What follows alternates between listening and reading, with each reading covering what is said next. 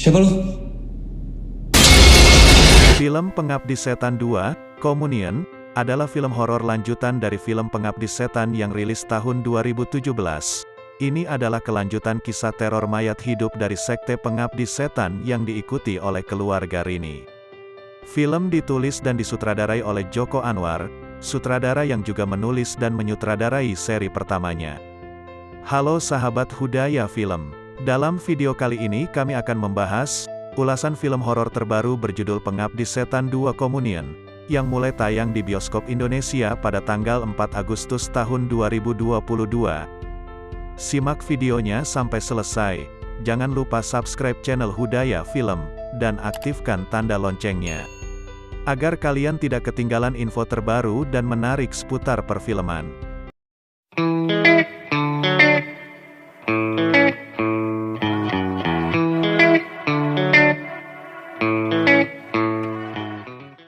Film dibuka dengan adegan menegangkan di sebuah tempat di Lembang.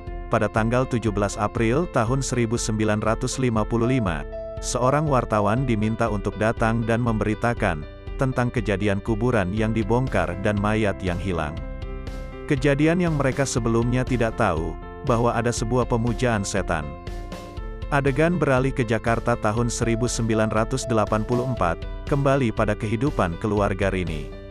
3 tahun setelah teror dikejar mayat hidup yang mereka alami, mereka memutuskan untuk tinggal di sebuah rusun di kota Jakarta.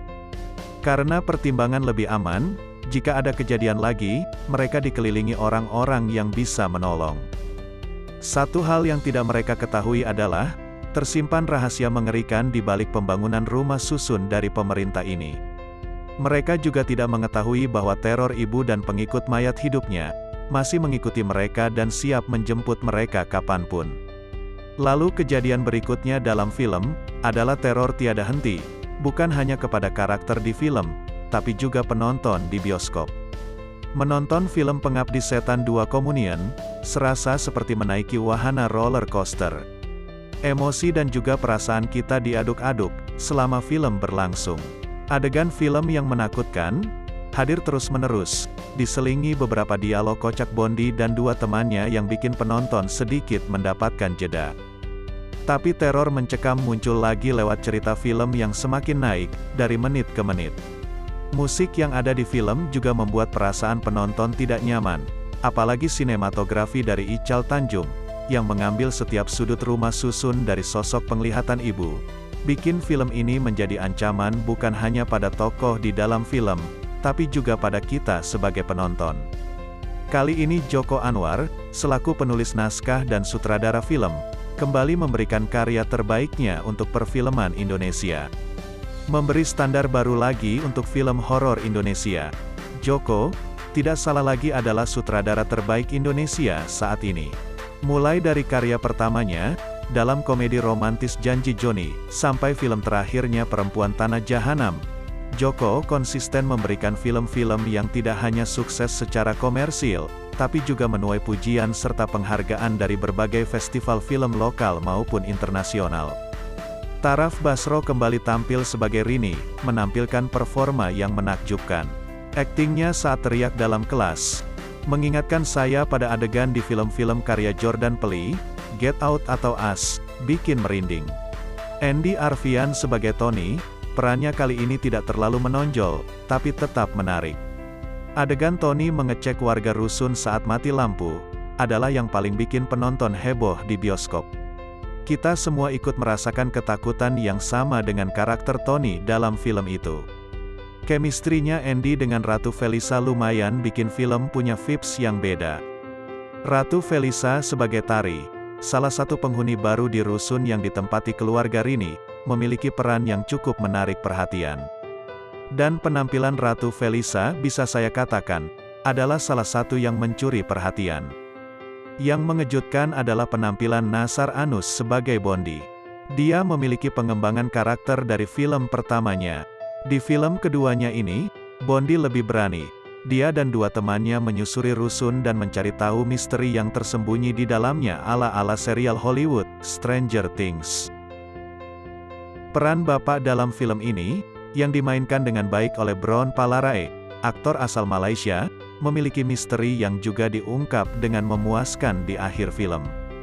Jika di film pertama, peran bapak seakan sedikit dan tidak melakukan apapun, di film kedua ini, dia memiliki cerita yang menjadi asal-muasal masalah terjadi. Ada 3 karakter baru lain, yang juga menurut saya cukup memuaskan. Yaitu peran Wisnu, yang dimainkan dengan mengesankan oleh aktor cilik Muzakir Ramdan, Djourdi Pranata sebagai Dino, dan Nazifa Fathia sebagai Wina. Mereka bertiga memiliki peran yang cukup mendapat perhatian selain dari para karakter utama. Yang terakhir adalah penampilan ibu, yang dimainkan oleh Ayu Laksmi. Tidak seperti dalam film pertama, di mana sosok ibu muncul dan paling sering bikin penonton ketakutan. Dalam film ini, ibu secara visual hanya tampil di 15 menit terakhir. Namun secara feeling, menurut sutradaranya, Joko Anwar saat press screening, kehadiran ibu ada di sepanjang film. Kehadiran ibu bisa dirasakan penonton dari arah dan gerak kamera, saat menyusuri tiap sudut dan lantai di rumah susun, melihat dan mengawasi anak-anaknya setiap saat. Ada beberapa kali ibu muncul tapi tidak terlihat. Misalnya, ketika ingat ada lagu Rayuan Pulau Kelapa. Nah, kameranya kan gliding ya. Nah, itu adalah ibu. Jadi walaupun ibu tidak muncul secara in person in front of the camera, tapi seringkali kamera itulah ibu. Jadi teman-teman kalau nanti nonton lagi akan menemukan kehadiran ibu actually ada banyak sekali. Dari awal kamera sepanjang film, ibu selalu ada sepanjang film. Film Pengabdi Setan 2 Communion memiliki production value yang luar biasa, musik yang bikin perasaan penonton tidak nyaman, akting pemain yang memikat, cerita yang bikin penasaran di tiap adegannya, dan klimaks yang tentu saja membuat saya yakin untuk memberinya rating 9 dari 10.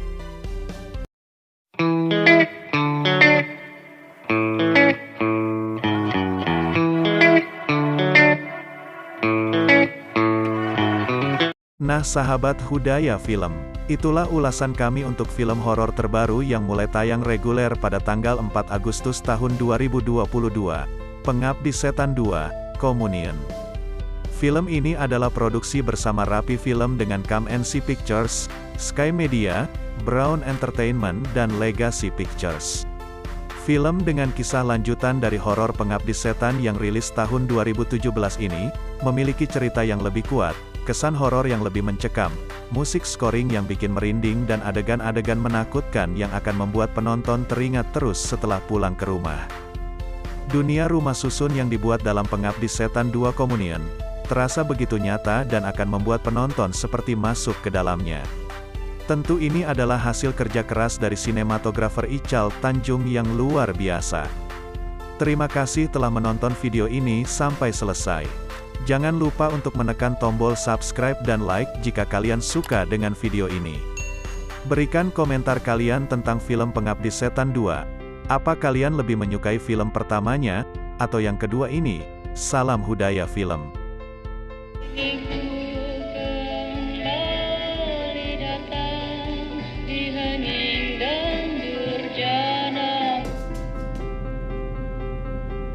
Siapa lu?